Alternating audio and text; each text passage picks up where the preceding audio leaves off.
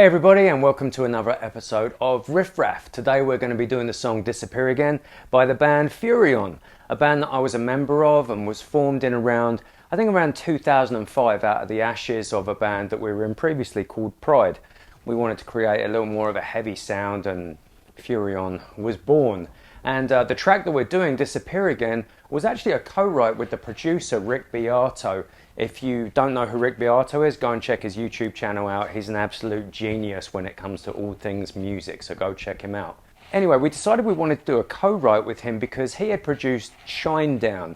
We really liked that sound, liked the sound of their songs. And so the very last song that we did on the Gravitas album was Disappear Again. And Rick had a huge hand in helping us write that song, and we have no regrets in doing that collaboration whatsoever. If any of you guys out there are songwriters, working with producers, don't be afraid to give up those rights if you want to co-write with someone, because sometimes you'll come out with something really quite special, and that's what we felt when we wrote this particular song.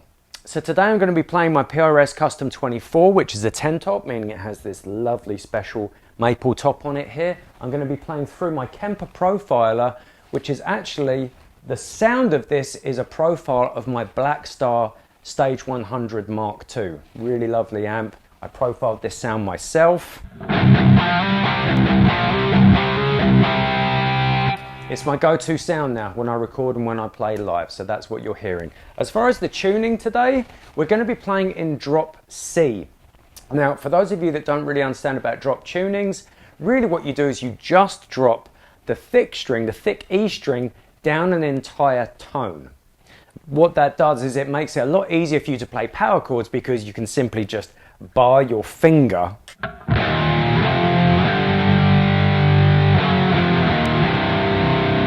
makes things really cool, interesting, easy to play live, but also gives you some opportunities to play some better extensions of your chords, which we'll go into a little bit later on.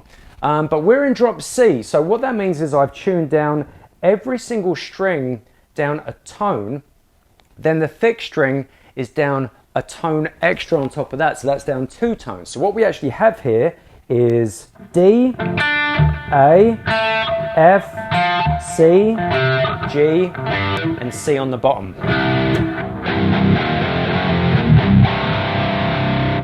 A really great tuning. Drop C to me is the lowest tuning that I feel I can achieve before things start to get muddy. And I tend to use 10 to 52 strings in order to keep it low on the bottom but not too muddy, and I can still do all the widdly stuff on top. Okay, so let's get into the track. Now the opening part of the track is basically the intro riff mixed in with some other ambient sounds in a kind of like lo-fi effect. Rick was very good at doing those kind of production techniques there, and he always had really cool intros. If you get a chance, go and listen to that Gravitas album by Furyon, because there's some really cool ambient moments within those songs, as well as the songs themselves. So after the ambient intro, we come smashing in with this huge intro riff.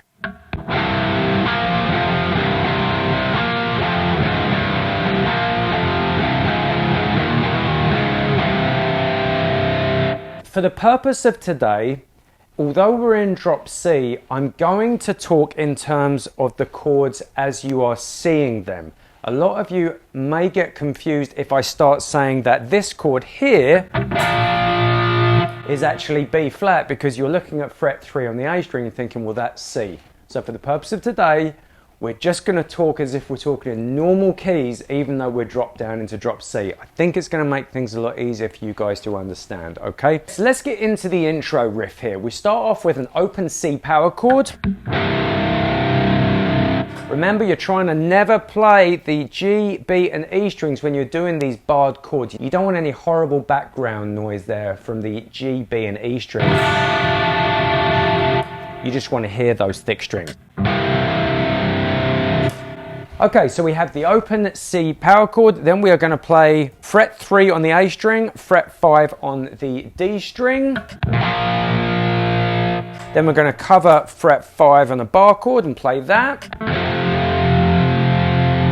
And then we're going to play 2 open strings again. So that opening riff there is going to be Second time round, we're going to hit fret 1 to make it a little more ominous. So playing those two back to back.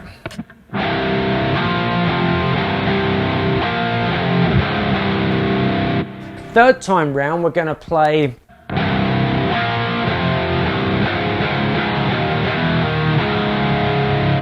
very, very dark metal-y style riff there. Basically, we're hitting fret 1, fret 3, sliding to fret 4, back down to 3, back down to 1 again. And again, those are all the bar chords where you're just trying to hit the E, A, and D. And then we're back into the main riff again. So the entire intro riff.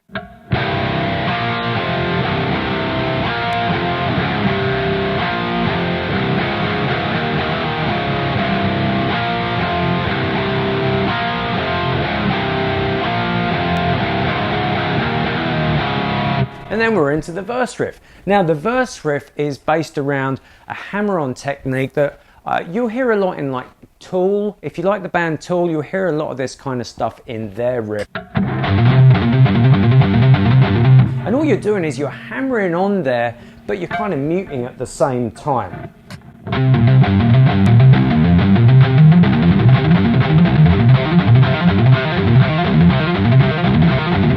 You can play that kind of stuff all the way up the neck, so have some fun with that. Anyway, back to the verse riff. So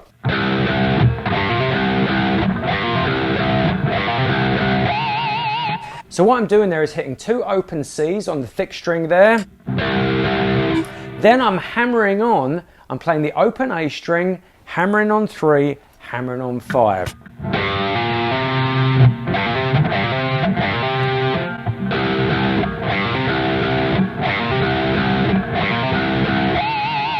And then right at the end there, we're playing a little pinched harmonic, whatever you want to call them. Fret 6 on the A string. I'm using my little finger there. If you want to use your third finger, you can. I'm just a big user of the pinky. And when you're doing a pinched harmonic, what you're basically doing is, as you're picking the string here, slowly move your thumb backwards, and you'll feel that your thumb slowly starts touching the string after it's been picked.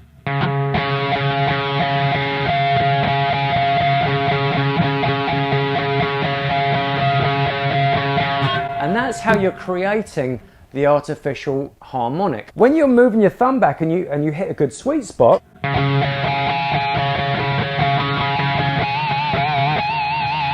yeah, we got one there.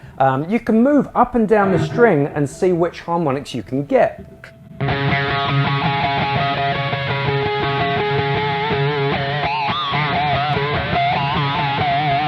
Loads of fun to be had with those kind of things. So now what that makes the verse riff is this.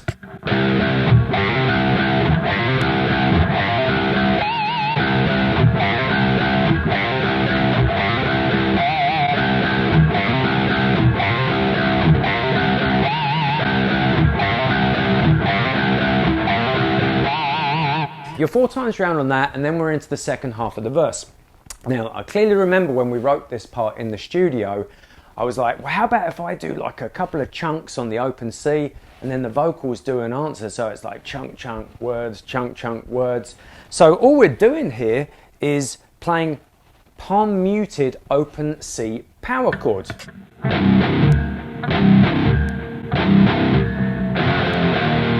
And then the riff that I'm playing there is I do a slide from 5 to 6, back down to 5, and then 3. So after your chunks, that's where you're going to play them.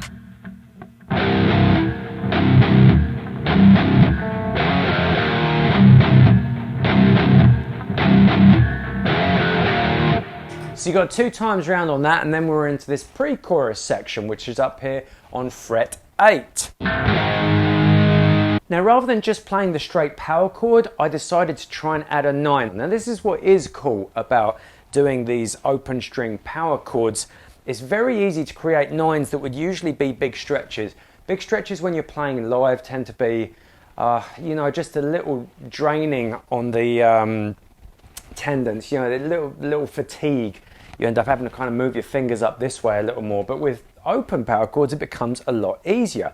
So what I was doing was just hitting like 8 hits. And then I add the third finger on fret 10 on the D string, creating a 9 chord.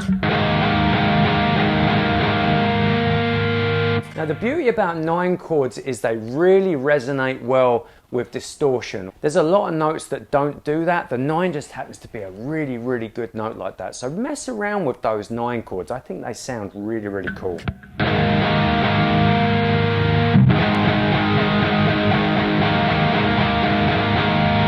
And then we drop down a fret to fret 7.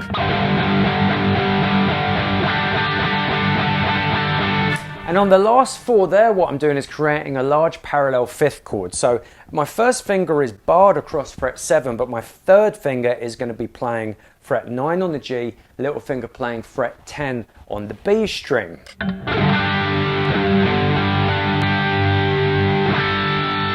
And if you bar well enough, you can pick up the fret 7 from the bar on the thin string and make it like a suspended chord.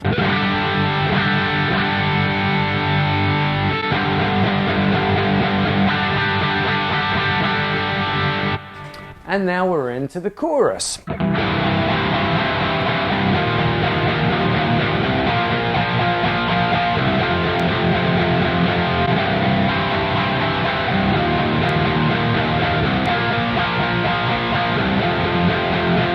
So all I'm playing there are basic power chords, except for the first one where we've done something a little cheeky here. This is something that I really like doing with drop C tuning. You'll probably hear it a lot in the Furyon songs. I put the major third within the power chord, which usually would be muddy, but for this voicing it seems to work really well. So we have fret 4 on the D string and then fret 7 on the G. Now what that's creating is root 5th, major third, root.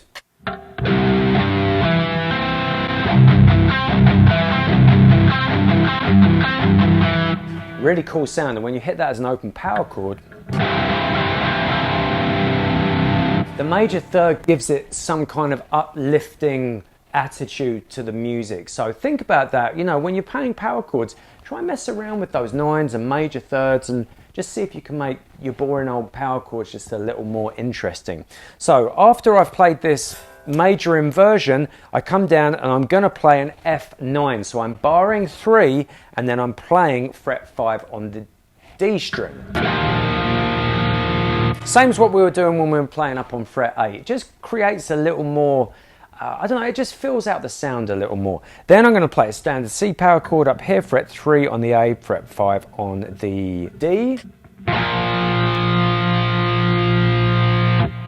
Now I hope you've realised now, because I'm talking in normal chords with you, I'm saying, oh yeah, and this one's the C power chord, but then I'm also referring to the open strings as C. So please forgive me for that, but you'll understand when I'm talking about the actual frets, it's probably a lot easier for you guys to follow me like that, but the open one is C. Hey, no one's perfect, especially me, right?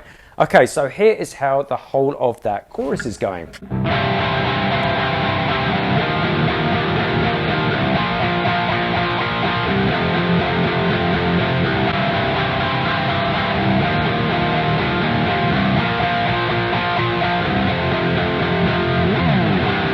Then we're back into the intro riff again.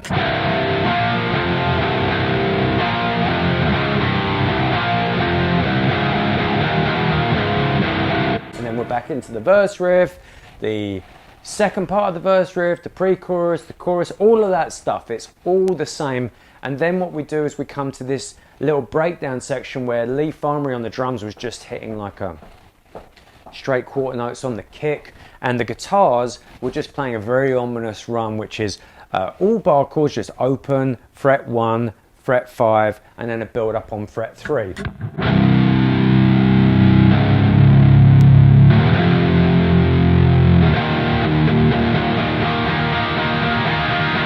Now you'll notice what I did there as well is I added that parallel 5th chord when we're playing the F power chord barring on 3 here.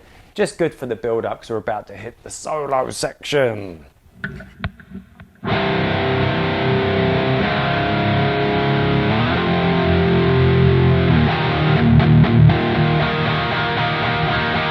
And And what I like to do there is I like to hit one open, then some mutes, and then slowly open it up as the parallel fifth chord is coming. I guess what I'm trying to do is create some drama for when the big solo is going to happen. Guitarist's egos. Okay, so now we get to the solo part. Now, I really do like this solo. If there was ever a moment when I thought to myself, man, I really think I did a good job with that one, then it was probably this one. I did a lot of key changes in the solo to try and accent the chord changes. Now, what I mean by that is if you change key, then there are going to be notes that aren't the same in the two keys, right? So when you're making that key change and you hit the first chord of the key change like that, and you hit a note in the solo that is a different note that was in the previous scale, it really jumps out at you. I tend to use Mixolydian scale a lot, which is a major scale with a minor 7, because it has that whole positive happiness because it has a major third, but it also has that bluesy aspect because it has the minor 7.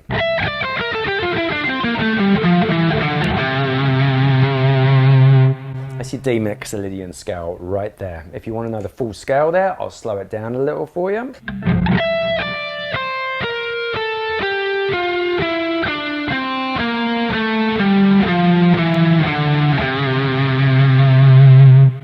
So in the beginning of the solo, what I do is I start with a trill section. That basically means fast hammer-ons and pull-offs. Now, it doesn't mean that you have to specifically get like a certain amount of hammer-ons in there. You're just basically trying to fit as many as you can in the given time slot. So the first one here is going to be fret 10 on the B to fret 13 on the B. Then the next one's going to be 11 on the G to 12 on the G. So what I'm doing there is I'm hammering on a fifth to a flat 7, and then I'm hammering on a major third to a 4.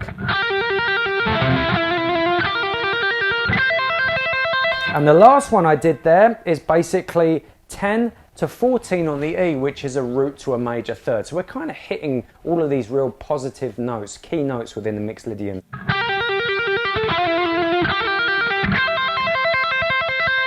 Then I'm going to come up here and accent the B flat chord that we're going to be playing by playing, and that really accents that change going into B flat there. So we've got, okay, then what we're going to do is we're going to do a pull-off section. We're going to play 17, 15, 13 on the E, and then we're going to play 17, 15, 13 on the B. Now you'll notice I'm actually hammering on to the 17 on the B, so I'm using momentum to hammer all the way down. The reason I do that is it creates just a little more, it's just smoother. Legato means smooth, so that's what you're trying to achieve there.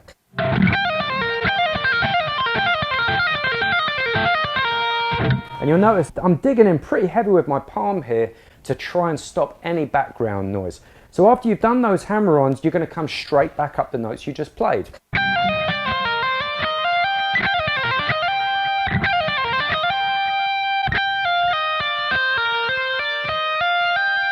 Now I've put an odd grouping in there. There's a grouping of 5 before we go into the 3s. 1, 2, 3, 4, 5, 1, 2, 3, 1, 2, 3. It means you just got to play quicker. Then we're going to slide up a note to fret 18 on the E string, and we're going to come down 18, 17, 15, and then 18, 17, 15 on the B string too.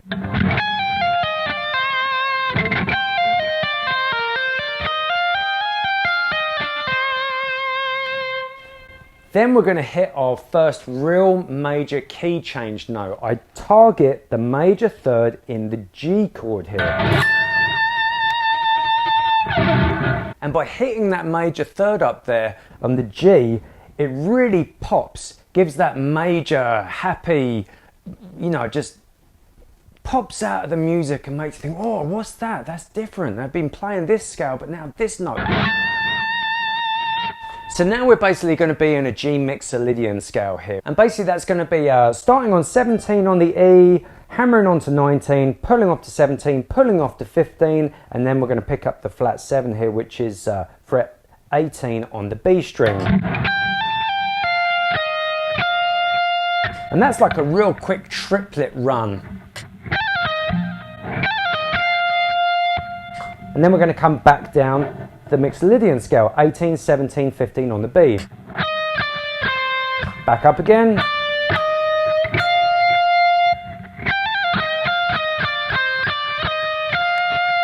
So playing that after the previous licks there.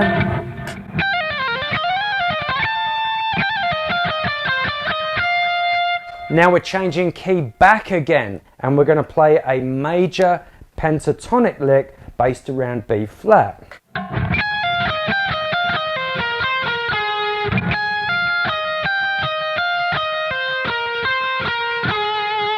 So let's go through that slowly. We're going to be going 18, 15 pull off on the E. We're going to play 18 on the B. Then we're going to go back and pick up 17 on the E. Then we're going to come back down to 18 on the B. 15 on the E.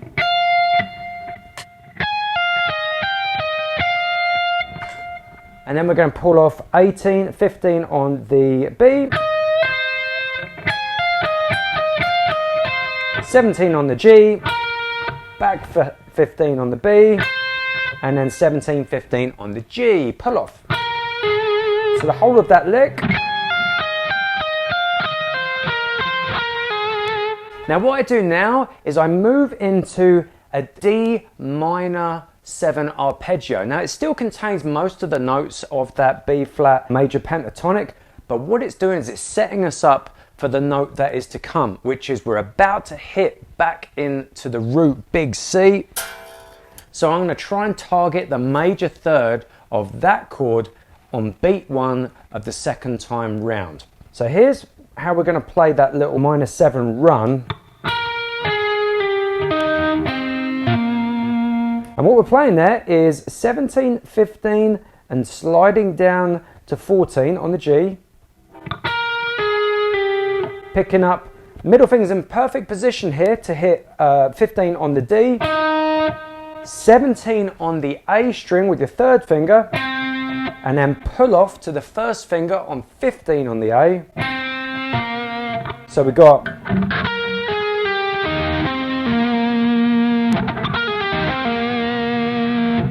And that's basically the lower part of a D minor 7 arpeggio. Nice arpeggio, you should mess around with that one. Now what we do at the end of that arpeggio, the major third of the root chord is sitting right there waiting for us on fret 16 on the D string. This is where things pop again. Sounds odd when you hear it like that, but when you hear it with the chords in the background, it's like, wow, man, that really kind of pops.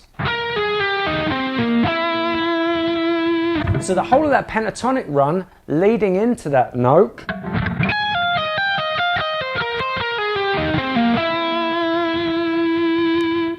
Lovely. All right, now we're going to get a little more technical. We're going to do a little sweep into some 3 note per string pentatonics, some string skipping, some tapping, bending the taps. We're going to basically we're going to roll up our sleeves a little, get our hands dirty and see what we can do here.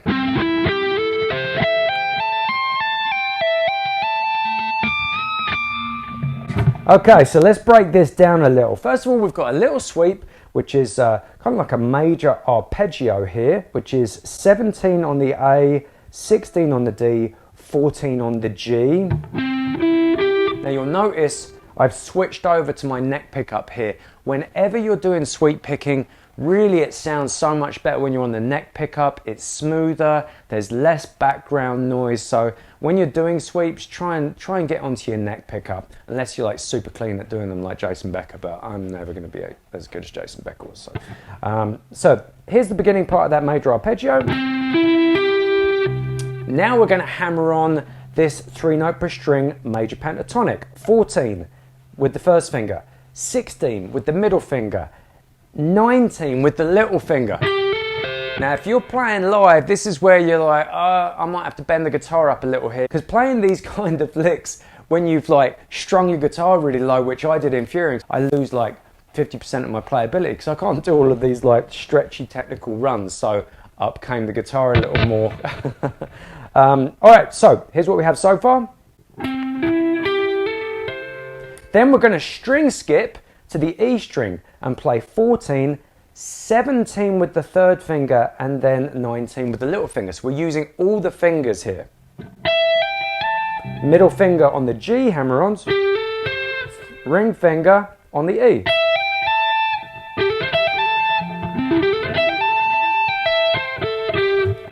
Now mess around with those a little, man, because you can get some really cool vibes out of these stretched pentatonics.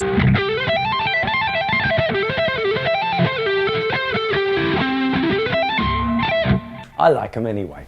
Okay, so now we've got the sweep.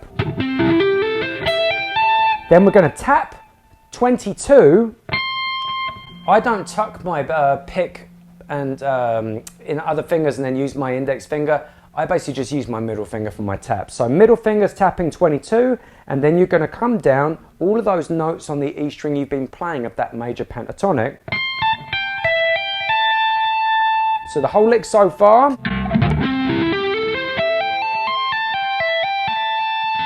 After that, we're going to tap 24, and we're going to bend it a semitone. So you're dragging the middle finger up and bending it a semitone. I tend to let the fingers that are already on the strings help with that bend so that the fatigue isn't all on my tapping finger. So basically we have, and by doing that we're changing key again, because what you're hearing is this big major sound.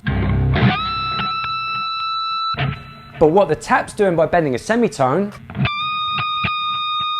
so again, it's accenting those key changes, and as I said before, that's how you get interesting sounds in your solos. So please bear that in mind when you're writing solos. Okay, so let's take that run so far.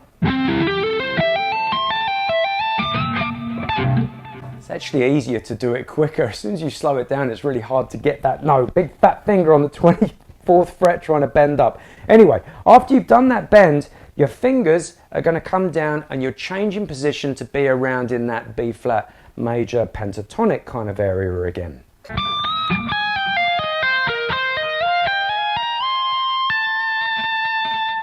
That's the whole lick there. So let's break that down. From the release of the tap bend, your third finger should be on 18 on the E string, middle finger on 17, first finger on 15. And you're going to come down and pull off. Okay, so after you've come down off of that tap, you're pulling off 18, 17, 15 on the E string, then you're going to play 18, 15 on the B, you're going to pick up 17 on the G, and then back to 15, 18 on the B. So with the tap bend,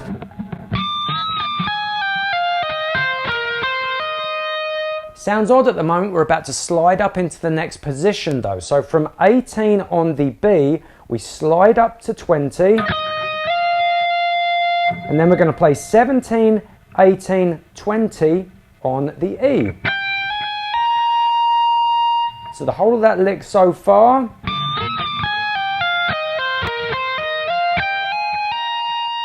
Then we're going to slide up again and move into the next position, which is sliding up to 22. And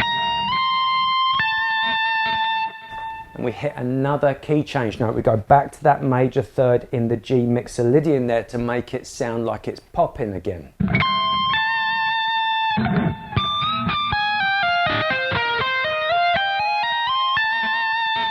Let's try and speed it up a touch.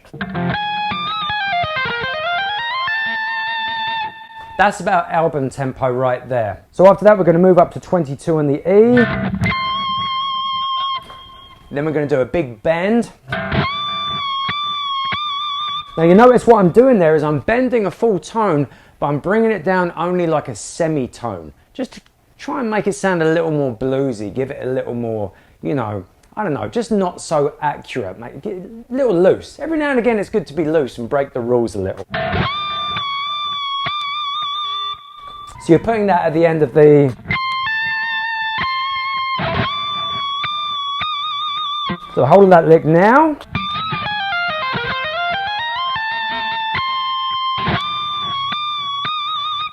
Then we come to the crescendo, the big end lick. Now, not sure what I was thinking when I did this in the studio, because obviously the whole song is in drop C, but then I realized when I played it in the studio, I'd actually played it with the guitar tuned with this thick string to D, so it was more like a standard tuning. It was like full drop D tuning. So what that meant is that I had the wrong notes under my fingers. What they should be is this. But now they're this. Now they're still in the scale, but they're not the ones that I was looking for. But it is what it is. If you're going to play it live, you got to go with the breaks. Think about that when next time you're in the studio before you record something. Am I going to be able to do it live? Am I in the same tuning? I've done that more than once. Okay, so let's get into this lick here. We're going to hammer on from 17 to 21 on the E, and then we're going to play 19 on the D, and then we're going to play 17, 21 on the D.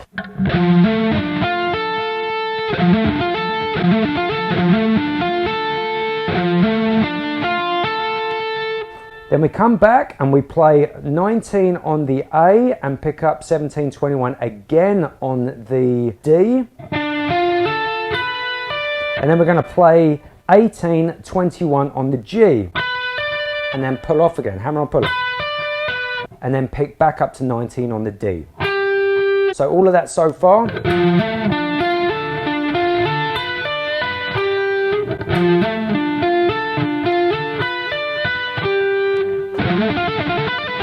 And what I'm actually doing there is I'm tending to sweep. So it's all downstrokes really for me, unless I've got to quickly pick up a note that I can't accurately get with the sweep. Pay attention to the right hand, you'll notice that I'm pretty much playing all downstroke. Once we've hit this section, we come up to the, what were we there? G, 21, then B, 19, and then 22, and pull off again. You can see a pattern forming here. I'm using the same grouping after the first one.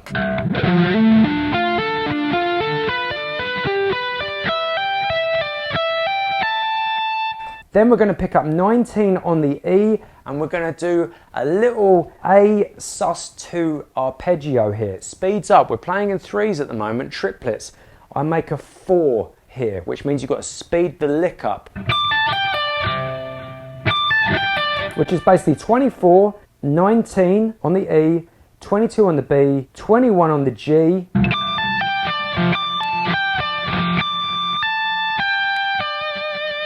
And then we're going to go for a bend on 24 on the E. And that's giving us our major third again. So let's go through that entire lick slowly.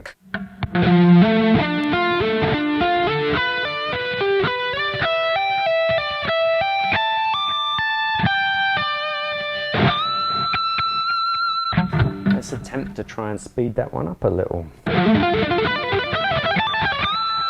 Not bad, let's see if we can get it better. So the answer's no, not really much better, and I wrote it. Anyway, from that, right at the end there, it's our end note, but the chord change underneath is still moving. So I'm hitting a major third, but then the chord is going here. So I have to change my note in order to move with the key change. So I drop that full bend to a semitone bend. So you can hear how that key changes with those notes. Okay, so I'm going to slowly move through the whole solo for you, and let's see if we can get this thing done.